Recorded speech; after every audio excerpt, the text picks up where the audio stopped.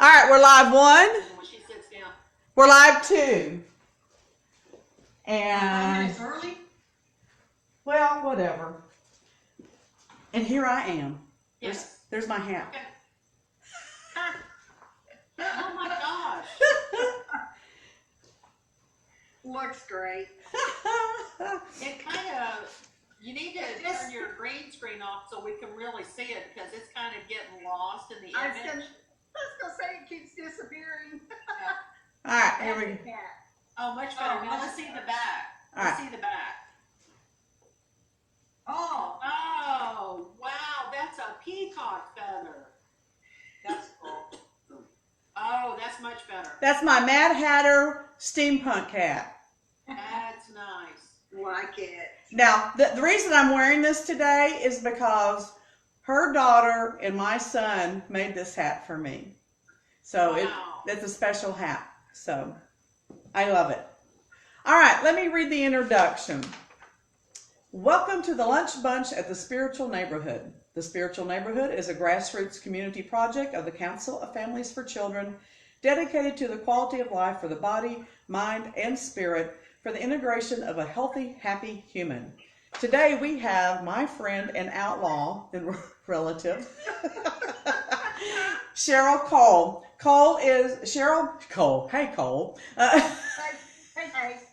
Cheryl is my grandbaby's other grandmother, and we hang out together. We're an integrated family, and so that's how we met. We share family, and Cheryl is a hairdresser. Is it actually Frisco?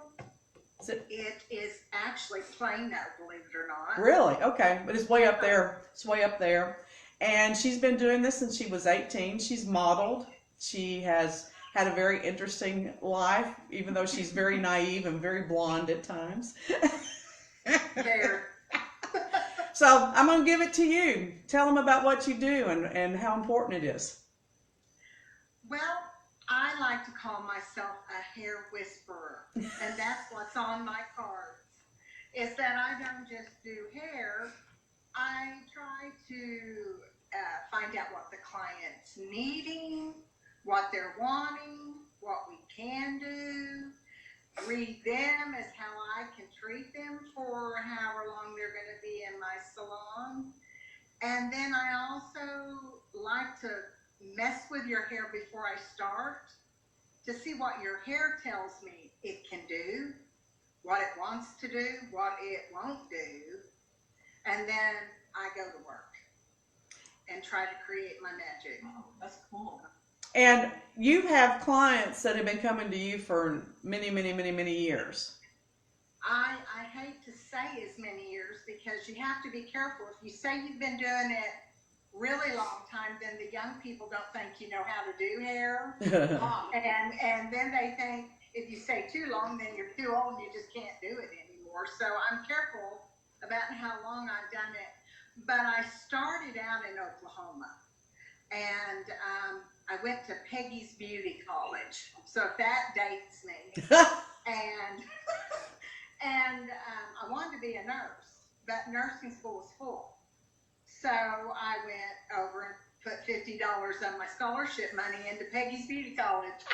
And that's been quite a few years ago. And obviously found out that I loved hair. But in that, I also found out you have to learn, which a lot of people don't know, about the skeletal system, the nervous system, the muscular system. You have to learn about parasites, skin diseases, and you have to learn all that and pass the test where you can even cut hair. So it really is about health. And so I was like, man, I'm getting everything I wanted in this. And then I didn't realize my love for people too. And that really is, I guess, what makes my job so fulfilling is that I get to help you feel better, and then that makes me feel better. It fulfills me when you walk out feeling gorgeous and your hair's great, you know. So, Well, that's but what I've been doing a long time. I've got one guy that I started doing when he went to college at OU, when I was doing hair on Campus Corner. I didn't do his hair for 3 years when I moved to Texas in '92, and I'm still doing his hair today, every 4 weeks. Wow. This is the first time we haven't seen each other in 4 weeks with this pandemic, which is killing me in many ways, not to be able to see my clients and visit Well, with them. I think that really brings up one side of the things that I wanted you to talk about is that, people go hair. Well, so what? But how many people really don't care what their hair looks like, and how much money is spent on making our hair look good because that's part of our identity. So, Right. I really think it's kind of a funny story, but one time I had a lady in my chair and we had chatted for 2 hours for a highlight, and at the end I told her, that's $150. And she said, wow, she goes, good thing you don't charge for counseling. And I said, well, what do you think? I said, that $150 is for the counseling. The hair was free. And we died laughing. And so I really think hairdressing or hairstyling or whatever you want to say that we do is not just hair. It goes into, I'm your family counselor, I'm your medical counselor, I'm your friend. I've missed many family gatherings to be with my clients because that's the job I chose, and I work a Saturday. And so they become family. They're not just clients. and people tell you really their deep, dark secrets, don't they? Yes, they do. And I'd have to say that everything that's said in my chair is strictly confidential. Right. And goes no further. Because I do a lot of husbands and wives, and I hear some things that they wouldn't want repeated, and I would never, So, That's so important. Very important. yeah. Yes, it is. And they know that. And these people I've done 30 years, I've done some of their hair. They know, they look at me as family. And they've kind of taken care of me through this pandemic, too. Made sure I have food, made sure I've had some money. I'm truly blessed of the clientele I do have. Yeah, but you told me something the other day when we were talking that just floored me. I was so impressed at how creative it was. I'm going to lay the groundwork and then you can elaborate on it. So this is about being creative on sustaining your business, but it's also about being creative on taking care of your clients. Cheryl has been sitting around putting together these little kits so people can do their own roots at home and writing out the directions on how to do it and that type of thing. Or FaceTiming them through it if they need me there to help them through bang trims or whatever. So tell them a little bit about that. It started literally out of trying to figure out how to stay afloat in hard times, and also that I truly do love my client. And so I thought I have nothing but time. So one of the first things I set out to do with my clients is every week I pulled out my book and I saw who was on the book, and then I'd start calling them. And that would take the whole week almost, because everybody wanted to talk, everybody wanted to know how I was doing. It kept me in touch with them, and they knew I cared about them. And then I offered them anything I could do for them. I still have shampoos and conditioners. Do you need a hairspray? Do you need a root touch-up kit? What can I offer you in this time? And it's really connected us, and it's really helped me stay in business, kind of, until I can get back in the salon. So it's been wonderful. Well, it's not like you're getting rich from that. That's blunt. But at the same time, it's also fulfilling a need for you because you need to help. You always need to help. And this gives you a way to connect and all that. And the fact that you're willing to help these people basically out of your own goodness shows the reciprocal energy exchange, for lack of a less than explanation, of the relationship you have with these people. I know that for me, I go to my hairdresser that I've known for almost 25 years, and because she Right. always knows all the things going on in Garland. So I know what new businesses are coming in and who's going out of business and things like that. So she is kind of like my community connection. And so, Right. We do know everything that's going on because we know somebody that's sat in our chair that knows something that's fixing to go on. And we're all tightly connected to the whole shop that I work at, which is 62 suites. We're wow. all individually self-employed, but we're all still a group. You know, we're all friends and connected and for the same good. And we've been talking a lot. So we're finding some inside outsides about when we might be open in May, which we're excited about, scared about as well, and what our new restrictions might be when we do open, which it's not going to be the same for a while. So what do you think that's going to be like? Can you elaborate? I think we're going to have to do more sanitation and sterilization in between each client. I think we're going to have to ourselves wear masks and gloves, and we're also may have to ask how you're feeling. Even, I don't really know, but maybe even check your temperature. I was wondering about that. That seems like that would make sense, though. Right. And really that's most everything we've ever done, because we are regulated by TDLR, that everything be very sanitary, okay? And matter of fact, when I do my ongoing accredited points to get my license renewed every 2 years, the test I take isn't on hair, it's on sanitation.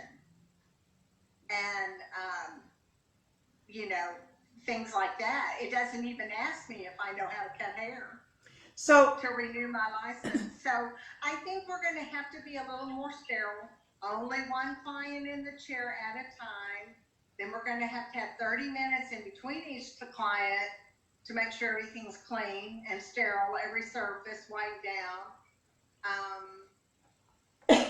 May require some kind of new cape on each client. I mean, I always use clean sanitizing strips or a new towel. I never reuse those things. That's definitely against the rules.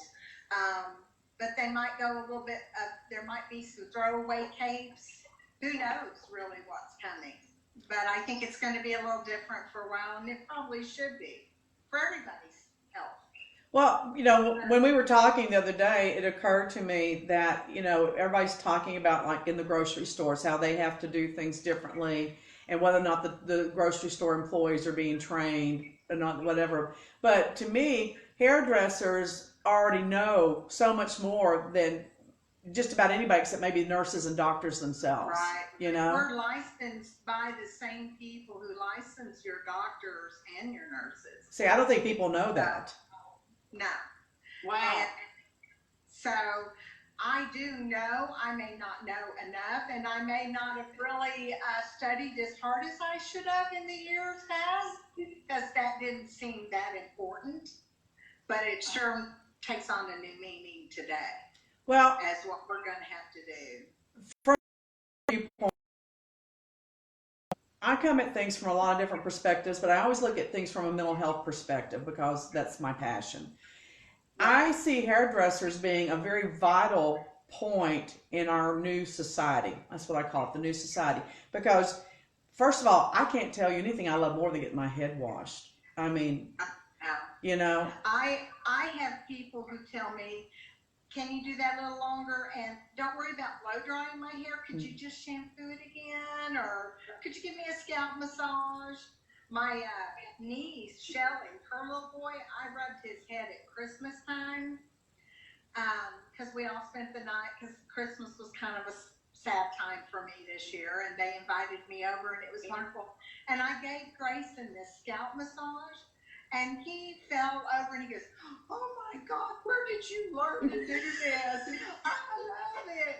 And the other day he told me, he said, as soon as I can, I want to pay you 50 cents a minute to rub my But see, touch is something that we're all needing right now. So I'm thinking he might be getting a gift certificate at Christmas for a 10-minute massage or something. I love it. I couldn't give him anything better, but yes, that is one of the things that I enjoy doing, is giving a nice scalp massage. It gets you all relaxed. It invites you into my world. It lets you let go of the day or what's going on around you. A mini massage. So as we still stay in semi-quarantine, situations, at the hairdresser, you're going to feel good about how you look. You're going to get that touch that we also desperately are not getting as much of, even if you have people in your home. Because frankly, I'm running around the house trying to avoid everybody, I don't have anybody but my little dog. Well, see, you and Elizabeth should get together and exchange head massage. Well, I can do that. I mean, that is something that I actually can do. And I actually have a massage table here as well, so. Oh, I'm coming over right now. Hang up. I'm coming over. I know where you live. Although, let me say this, because I think this would be kind of fun to do, is once we're able to get out, I think what we ought to do is go to Cheryl's location and have her do our hair. Oh, cool. Yeah. And record it. Cool. Yeah. Literally record it. And I'll be a guinea pig. I'll just let you do whatever. Well, I love it. I like it when Cheryl does my hair. Cheryl doesn't do my hair very often because she's kind of far away. And also, we have so many things that we relate to. We thought, well, we have to have some boundaries, So that way we can get mad at each other. We are a real family. We fight, we hug, we cry, we kiss, we go on trips together. Yeah. We've done it all. We've done it all. So, but the other thing though. The best kind of family goes. I love that. Well, we haven't killed anybody, but we have threatened to do it together. I definitely see a Thelma and Louise scene in our lives sometimes. And we could be pretty dangerous together, I think. And then you add her sister to the mix. Oh my God. But then we've done road trips, so we know that. Oh yeah. Oh yeah, road trips to the casino and to the camping. But the other thing about it is that I know that when I go and get my hair done, not just the physicality of changing my appearance and the touch, is getting just sometimes to regurgitate what is on my mind. And, to me, a good hairdresser knows when to shut up. Yeah. They do. And I said that's one of the things when you first come in, if there's any kind of ability that I have, is that I can pretty much pick up on what you need almost within a few minutes. You may need to regurgitate, as you said, everything that's going on in your world, or you may need just quiet. You just may need me to just ask you what you want done and do it. And you may need to hear my stories. I mean, Lord knows I have enough of those. Sometimes people do come in for my stories. Well, sometimes our stories make other people feel better about their stories. Well, yes. And I know sometimes mine have definitely made them feel better. I know. It's awesome. For sure. But I love it. I can't imagine doing anything else. I'm being patient so I can get back to work. I never thought in all the years that I've done here, I've seen oil, crises and people go from rich to dirt poor, but they still found that dime to get the hair done. Well, you got to. And I even, and even in the Depression, they taught us in cosmetology school that, even in the Depression, women found 25 cents to go get their hair done. It was the only business that survived and did well in the Depression was hair business. So I always thought, well, I'll never have to worry about not having work, but I never thought about a pandemic with something like of this level would ever keep me from work. And it's just been a little mind-blowing. Well, what really gave me the idea to even ask Cheryl to come on our shows, I watched a movie a couple weeks ago on Netflix. The first female millionaire in this country was also black, and it was built upon the hair business. She came up with a Yeah. hair lotion for black hair and opened up salons for black women. And they would give her the nickel and the dime for this Yes. stuff, and they would go door to door and sell it and different things. And so hair has always been important. Always, always, always. I think it's, to me, it's like it frames our face, it frames our attitude, you know, and there's so much that our hair says about us, you know. Right. And people are starting, I think there's been a lot of jokes and a lot of funny things on Facebook, but one of the funniest things that's not really that funny is somebody said, oh, no one will ever say, oh, you just do hair again. That's right. Because hair is Totally. so important. To men as well. Men are suffering worse than women because they usually go every 4 weeks. Most women can go 4 to 8. And so now women are starting to go, oh, my roots and my bangs and so men are just like, here, honey, here's the clippers, do the best you can do, you know. I tried to get my husband to let me cut his hair today, he wouldn't do it. No, I've even had some say, no, I'll just wait for Cheryl. I'll wait till I can get to her. And so I know when this all is over, I'm going to be really busy. Yeah. I'm probably going to be working every day. I had fortunately worked long enough and have built my clientele.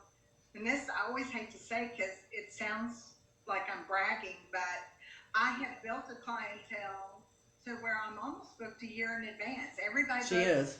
their appointment in November when I get my new book for the whole year. Now, that's not saying that everybody makes it in at that appointment time because life happens. But generally speaking, if you get color, you know you're going to want it every 4, 6, or 8 weeks. And you're not going to want to wait till you need it and then call me and say, well, I can't do it for another 2 or 3. So it helped me build up a really nice pre-booked book, you know. And that's why I'm so busy calling people every week to meet their demands and let them know I haven't forgotten them. And as soon as I can get to them, do you need a root touch-up kit? You know, what can I do? So that when the doors open, I'll be ready and they'll be ready. Well, I just, I'm glad that you came on because, you know, I have a different attitude about hair than a lot of people do. To me, hair is like changing clothes, and I do a lot of stuff to my hair. The only thing I've never done is actually shave my entire head, but I have had it like a 1/4 of an inch long and stuff. And I drive my hairdresser nuts because I'll text her at midnight going, I'm bored, I hate my hair, I'm coming in tomorrow, what's open? That's probably one of the reasons I didn't do your hair very long time. You know, and I'm willing to try anything once. Yeah, you know, I think that's one of the wonderful things if people would lighten up a little bit about their hair is that it's not permanent. And it will grow back, and you can change colors, and you can experiment. Nothing's forever. Hair will grow, and you can do something different. And it will go gray, so just deal with it. Yes. And then I'm there to help you in the end to make it not gray. So, do you have any advice for people on how to keep their hair at least healthy until they can get into the hairdresser? Well, I would say, first of all, I know a lot of people aren't even really getting up and getting dressed or brushing their teeth. And first off, we all need to make sure that we're taking good care of ourselves as far as our hygiene. So please shampoo your hair at least once a week or a couple of times a week and condition it and give it a good blow dry. You know, try a little bang trim if it'll make you feel better. It's nothing that I can't fix. So go for it. It won't hurt anything. Hey, if you want to, you know, make it pink right now, go pink. I can fix it when we get back into the shop. So go for it. Don't be afraid. just really swung right open, didn't it? Wow. Well, what's funny is that the Go council for it. the council has a curriculum going sick can be fixed, talking about Right. improving your mental health. We should do another curriculum go hair can be fixed. It can. It can be Yeah. fixed. It can. Our hair, That's right. and the hair whisperer will be there in the end to help you fix it. See, now I don't see you as a hair whisperer. I see you more as a hair hollower. Oh my God, what are we going to do with it? Well, you know, my business cards have said everything over the years, from master stylist to hair salon owner to hair genie. I was called that for like 20 years. I love that. Hair whisperer. One day somebody said, well, you're like a hair whisperer. And so now it's on my cards, and I haven't changed it. You should So- change it to hair banger. We're going to bang some of that hair. You know, when you first sent me that thing about banging bangs, I was like, what are you talking about? But anyway. It's in that movie, Fried Green Tomatoes. Dolly Parton says, get in there now and just bang some hair. I have not remembered that. Well, how cool. Yeah. But that's still big no. Oh, Still Magnolias, yeah. I was like going, oh, I knew it was one of those Southern I'm gonna be movies. Banging some hair in a few weeks, I hope. Banging it, slapping it around. Get in place. Cheryl will be in her element when she can be banging some hair. All right, well, Cheryl, tell people where they can get a hold of you if they want to call and just get some free advice. Okay. My cell phone number is 972-742-3483. And I'm at MSG Hair and Spa in Plano on Preston and 121. So give her a call. She'll talk your ear off. I mean, or she'll listen her ear off, whichever one you need. Listen, I'll do whatever you need me to do. Well, listen, I appreciate you being with us today and putting up with me and my foolishness. And I love you, Deborah. It's always fun. I know, I love you too. I tell you what, we should do a show of just me and Cheryl talking about our journey. It is a heartbreaker in a lot of ways. It would be a good movie. It I would. think. What would we call it? What would we call it? Harry Scary? Scary. Road to Harry Scary. The road to Harry Scary and the falling off the cliff. Right. Wait, you know, Thelma and Louise don't have nothing on that. No. That's for sure. Just to give y'all a little point of reference, can I share this real quick? Do you mind, Cheryl? Just how Sure, I don't know what you're going to say, but I know you don't. You never do. She was my son's mother-in-law. Her daughter and my son are no longer married. We share a grandchild, and her daughter passed last year, and we lost her. So we have been through literally hell together. We have, Yes. and I think it's a testimony to the human nature of. I don't know what I want to say, but I think it's a testimony of what human beings are capable of when they love one another and how they can be together regardless of the circumstances. Does that make Right. sense? Especially when you have a common love, and Yeah. that common love be our granddaughter. Oh, yeah. And we will work through anything Yeah. for her. Yeah. And we'll call each other and scream at one another and say, okay, where are we going to meet in the middle on this? Because it's about Right. Scarlett, you know. And we've had some set twos. We have, and we've worked through them all. And I really can't imagine my life without Cheryl in it now. I really can't.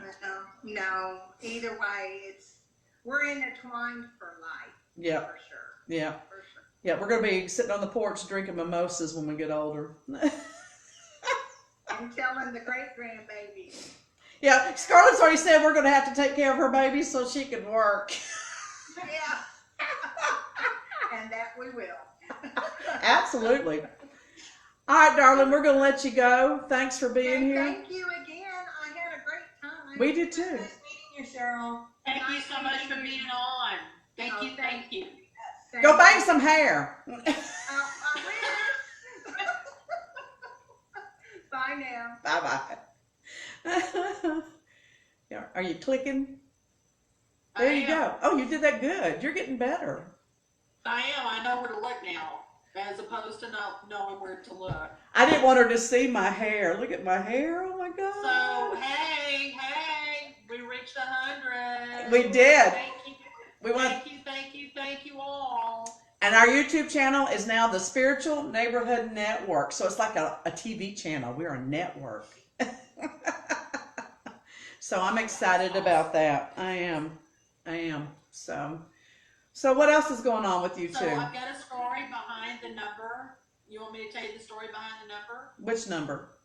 On how we got to 100? Oh, yeah. So I was looking at some of my text messages this morning, and I got this message, and it said, I went to watch a video, and I saw that your site only was at 99.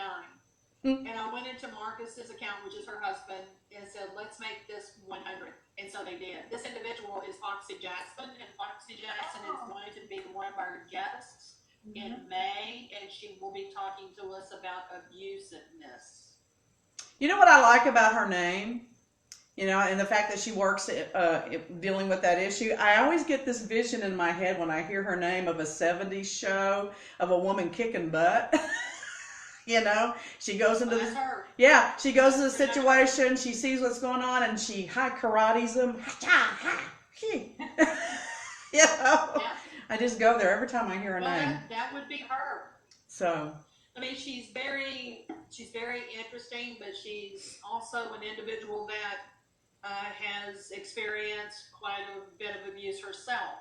And so that's why I really enjoy having people like this on, is because they have firsthand experience, and so they really do know what they're talking about. So it will be, right now we've got a schedule for May the 15th, which is a Friday, so be sure and join us on that day. Did we put that on the calendar yet? Do I need to put that on the calendar? Yes. 15th? I think I'm waiting on her info to come back. She actually is working, you know, at the hospital, so she's really, really busy. So I will get back in touch with her again and make sure we've got all her info. Okay. And here's something, if you have been on this show and you're watching the new shows, go to the YouTube channel and find your video and share it on your social media pages, on your website, that type of thing. Because that promotes you, it promotes us, and it keeps people coming back and seeing this over and over and over. This is why we're doing it. We're not just doing it. Well, yeah, I am too. I'm just doing it to amuse myself. What the hell? Who am I kidding? I'm just doing it because I'm bored and have nothing else to do. That's not true. No, I'm not bored. I'm actually getting work back in. Shock of shocks. So I am really busy. I am busy. So I'm not, and I thank you all. Thank you for giving me a call and setting up your appointments and those kinds of things. So I had a thing I want to mention, because we were talking about good things. So why don't y'all send us a story of good deed doers? Tell us a good story. Tell us the story of somebody who's actually gone the extra mile and done something really, really good, and we will read that short paragraph on the air. there's where you can email it. Email it to this address. Send it to spiritualneighborhood@gmail.com. Yep. So send us your story, or send us the story of someone that you know is doing a good deed. And we will let other people know that you have sent us a good deed doer. You know, it doesn't have to be anything miraculous. So it could just be something that is, you know, that struck your fancy, that caught your attention. It's just like, Cheryl, I just thought somebody cut the neighbor's yard. Oh my gosh, to me that's a good deed doer. Well, I was amazed that Cheryl was taking the time and her money to put together these root touch-up kits for her clients, just because she knew that some people were stressed about that. I don't know. I thought that was pretty cool. It touched me, but you know, that's along the lines of a good deed doer, or somebody who goes shopping for other people, or people that have dropped off items to other people because they knew they did not have it or could not afford it. I mean, it doesn't have to be like a gargantuan type thing. It could just be what simplistic thing. You know, did you go get gas for an individual because they were afraid to go to the gasoline pumps? We want to know what you are doing. So send us info. Yeah, here's a good example of that. My new daughter-in-law sent me an invitation to join a group on Facebook, and it's the party drive-bys or something like that in Garland. And you go in there and I've seen that, yes. and you tell them about your kid's birthday, and they get a bunch of people together, whether they even know the kids or not, and they drive by with signs and they honk horns, and we've done a couple of them, and I think Anya took the kids, and they've done like 6 or 7 of those this week, just driving by, and they'll have anywhere from 5 to 15 cars in the little parade, and they come out and, wave and get to celebrate their birthday that way. It's really simple, and it seems kind of silly, but it's fun, and the kids really seem to love it. So. Well, and another thing you gotta think about. Well, I think it's a great idea. Yeah. And people don't like to always toot their horn, so maybe you can, nominate somebody. Sure. Send us an email about somebody is doing something amazing, and we'll contact them and get their permission and ask them if they want to come on the show. But a lot of people, and you know this, a lot of us that, don't always feel comfortable going, hey, look what I did. And so, help us find those people by sending us an email and nominating people to bring them on the show, to show gratitude to them for what they're doing. Because right now our community really, really needs that support. Yeah, it seems like people. And it's a great way to say thank you. We're trying to say thank you to the community as well. You guys helped us get to 100. Let us let people know, yeah, we appreciate you, everything that you're doing.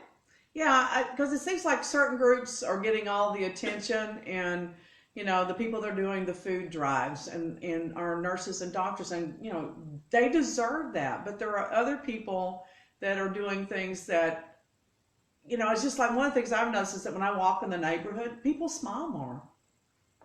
Everybody's stressed out, but people smile more, and they wave, like they didn't used to do, and they've gotten friendlier and stuff like that, and it's not a big deal, but I think it's indicative of a mind shift for all of us.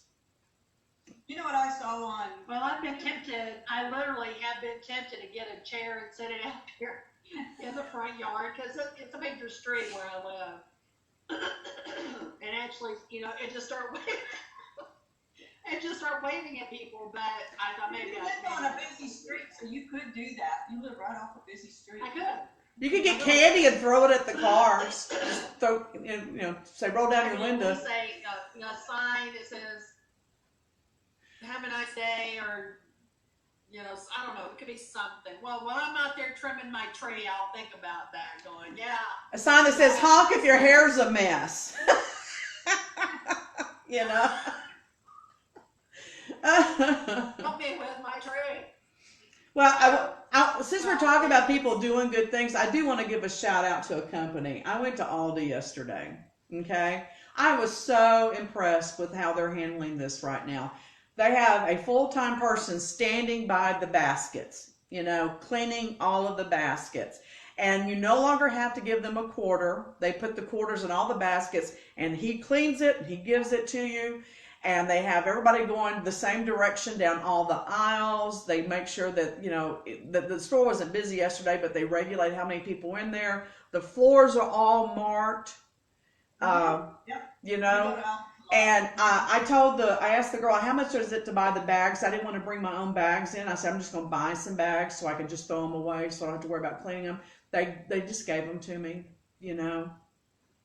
Wow. It was only 4 bags, so it would have been 40 cents, but still, I just love anything that somebody does that's nice for me, and everybody was pleasant. Everybody had masks on, it was awesome. It was. For the first time, I went into a store since it started and didn't feel like I was about to have a panic attack. Yeah. Well, that's the main thing, is to get to where you don't feel like you're going to have a panic attack. I've seen this poor guy. Well, I do the grocery pickup where I go to, Walmart, and they deliver it to the automobile. And I knew this guy had talked to his wife or something. He was an older gentleman, and he had one of her really swanky scars. He's got all of these you know, they had glitter all, you know, like, you know, studs all over it. And you had to, and wrapped around him, you know, came out like this, and it was kind of dragged. And I thought, oh, honey, your wife got you dressed. I can tell what's happened here. You knew, it's like, oh my gosh, they don't have any masks or anything. And then I felt bad because I thought, oh my God, he really doesn't, because he was like a big burly guy, and I just, you know, that is not something I would think I would see, is him wearing something like that. But I thought, at least he tried, you know, at least she said, no, you gotta have something on you to protect you. I need you to help me. Well, but I've met a lot of interesting people just standing there waiting on the food to come out, the first couple of times, and they'd say, is this normal? Do you normally have to wait? Or I'm going, well, yeah, you know, blah, blah. But it's been nice to have a chat with an actual physical being, you know, where you can actually see these people. yeah. Now here's the other side of the coin. Here's the other side of the coin, though. You know, I go and get a grandkid and drive them around for a little bit, a couple of times a week, or get 2 of the 3 of the grandkids to get them out of the house. And they're in the back seat, and you know, we don't touch or anything, and you know, and at the Lake Lavon, you know, all the parks are still closed because they're not state lakes or county lakes. That's the Corps of Engineers, and they're going to be under lockdown until May 15th. So there are people actually camping there, and they can't leave unless they have a doctor's appointment or going to the grocery store because everything's locked down. And they only let immediate family. And the reason I know this is I'm like 20 foot away from the little cabin that regulates everything. And the lady's leaning out, and we're yelling at each other when we're talking about this and stuff. But so we're driving back from Lake Lavon, and in downtown Wiley, what do I see? I see a group of about 8 girls in their cap and gowns and their graduation caps, standing arm in arm in front of a brick wall with all of their mothers there, standing this close to each other, taking pictures. And I just wanted to go and slap all of their cheeks. You know, it's like, come on guys, we're all working really hard, and a lot of us are really suffering. I don't get to spend time with my grandkids. My mother doesn't get to leave the house very often. And you're doing this shit, and I do mean shit, and you're perpetuating the problem. And I get angry. I do. I get angry. I'm done. Well, yeah. If I'm going through this and I'm making an effort to make sure that you do not get contaminated or, you know, spread or whatever, I would like the same courtesy. Exactly. You know, there are other options out there. Exactly. There are other options. You know, and I'm really impressed with the principal who took all the senior pictures and had them all lined up. You know, made these huge poster-sized pictures of the seniors, and they're all, you know, in front of the school. And I thought, oh my God, at least that's something. And you can literally drive by and just see all of the students that are graduating. That's cool. Obviously, it's not a huge location, but I mean, that's thinking outside the box and doing something that is appreciative for these people. You know who should run for president? Do you know who should run for president, though? Did you watch Judge Jenkins, his statement yesterday? The Dallas County guy here. So basically what he said in a very nice, very calm, very diplomatic way is that I know this is what our governors are saying, and I know this is what some of our other politicians are saying, but this is what the medical profession says, and you need to keep your butts at home, and we need to do this, and you need to use common sense. But he said it in such a professional and kind and loving way. But basically what he says, our leaders are idiots, please don't listen to them. That's what he was saying. And I thought, you know what, that man needs to run for president. You have to be careful. Yeah. There's no doubt about it. You have to be careful and try and use common sense. I mean, seriously, using common sense is really key right now. And I'm just seeing a lot of non-common sense happening right now. Yeah. I see a lot, so. I really have a lot of respect for him. And I will say this, and I'm really surprised because I really am going, really? Are you kidding me? I didn't expect that. But yeah, I'm seeing a lot of situations that, like what you were talking about, that disturbs me, not just because they're children, you know, high schoolers graduating, it bothers me in the fact that I don't know who they're going to go see, Right. or who are they going to go around. Right. And if there's anybody like babies or elderly, that bothers me a lot. And the idea that somebody would die alone just almost kills me. I can't stand that.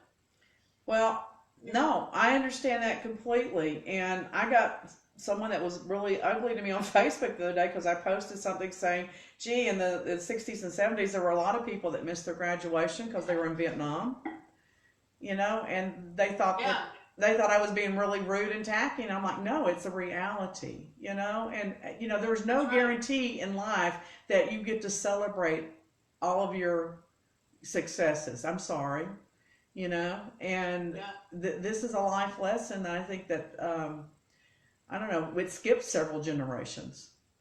Seriously, Well, it can be a very humbling experience, and I know it's brought the depression home close to me now. I'm getting a lot of thoughts, going towards that, but well, what can we... who are locked in the house all the time, I just have a much greater appreciation for all this. So what can we do for you, Elizabeth?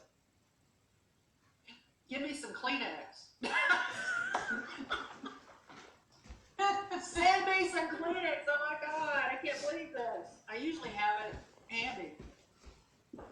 Maybe I needed to do that. How many? 1, Thank you so much. 2, or 3? I appreciate that. Do not look behind do not look behind them. And apparently I've moved it. Here, I'll blow.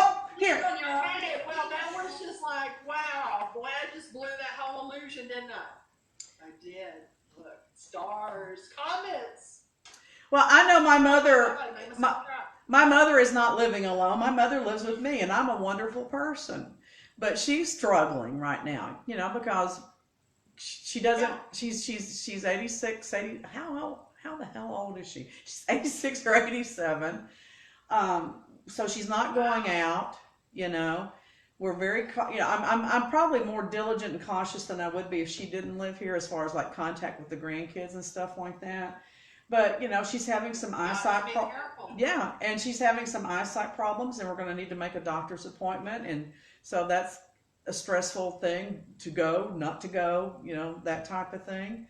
And she's trying not to yell at me, but I can tell she just wants to slap me across all 4 of my cheeks sometimes, because I tend. Well, that happens with a lot of people around you. That's not just your mom. Bitch, please.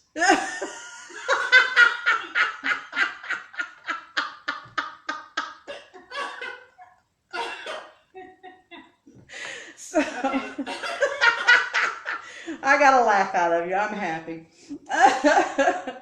But, it's just, Okay. I tend to internalize, though. And I can literally stay in this house and not talk to anybody and never think twice about it. Well, I can too. It's just being told I can't. That's my issue. I'm just, being told when I can't. Because you're rebellious. That's You are a rebellious child. You are. I am. You are. You Well, are. I tried to be, but my mom scared me so bad that I just eventually gave it up. The boy, she, there was a look she could give, and she'd cut those brown eyes over there at me, and it's like, okay, you might as well just go ahead and kill me because you just killed me with that look. It's like, okay.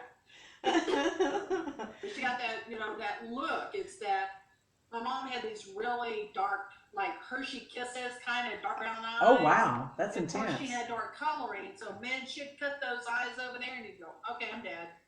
Okay, I'm dead." And she didn't have to say a word because we knew we were going to be in trouble when we got home. So she didn't have to say, sit your butt down or whatever. It was just that look. Oh my God. I wish I'd known your mother. She sounds cool. Well, a lot of people were blessed by her. So. Well, Okay. I don't have anything else to say. I could go on and just talk, but I don't have anything important to say. Okay. Well, I guess we need to shut this off. I've been recording this. So. All right, let me close this. Well, now, so we're going to be having Monday. We're having. I don't know. Sheila is coming on. Who? Sheila. Sheila who? My friend who does yoga. Oh, that? Yes, of course. Sheila's going to be on Monday, and Tuesday is Martha. I started to say Martha too, and then I thought I better not do that because that's my Martha.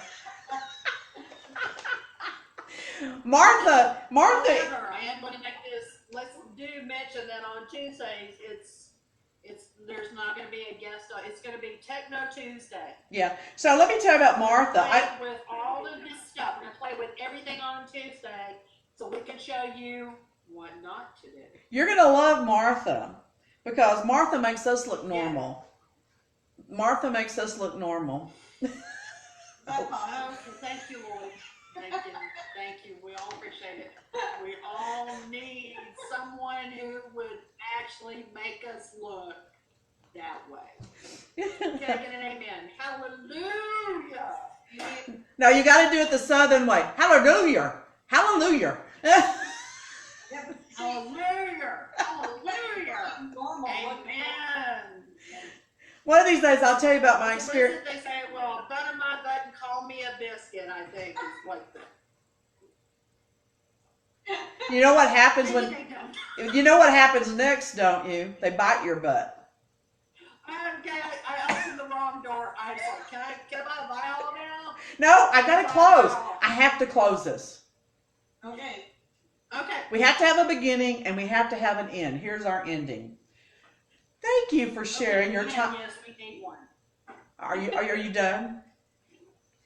Thank you for sharing your time. Third time's a charm, Deborah. All right, get serious. Thank you for sharing your time and energy with us at the Spiritual Neighborhood Lunch Bunch. We are a community project of the Council of Families for Children. To contact any of the hosts, Elizabeth, Gail, or myself, Deborah, email us at spiritualneighborhood@gmail.com. And don't be shy to ask to be a guest on our show. Until we eat again, it is lunch, right? Be safe and stay whole. Please, everyone stay safe and sound, and we'll see